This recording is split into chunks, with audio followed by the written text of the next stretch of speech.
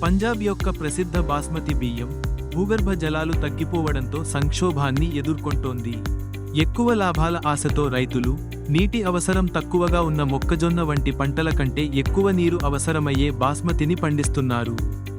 పంటల వైవిధ్యీకరణకు ప్రభుత్వం సబ్సిడీలు ఇస్తున్నప్పటికీ ఈ ప్రాధాన్యత రాష్ట్రంలో ఇప్పటికీ తీవ్రంగా ఉన్న నీటి పరిస్థితిని మరింత దిగజార్చుతోంది. కనీస మద్దతు ధర (MSP) ఈ సమస్యను మరింత జటిలం చేస్తోంది. ఇది బాస్మతి సాగును ప్రోత్సహిస్తుంది, రైతులకు భద్రత కల్పిస్తున్నప్పటికీ ఇది భూగర్భ జలాల దోపిడీ చక్రంలో వారిని బంధిస్తుంది. దీర్ఘకాలిక పరిణామాలు తీవ్రంగా ఉంటాయి. ఈ ప్రాంతంలో భవిష్యత్తులో వ్యవసాయం దెబ్బతినే ప్రమాదం ఉంది. రైతుల ఆదాయం మరియు నీటి సంరక్షణను సమతుల్యం చేసే స్థిరమైన విధానం అత్యవసరం.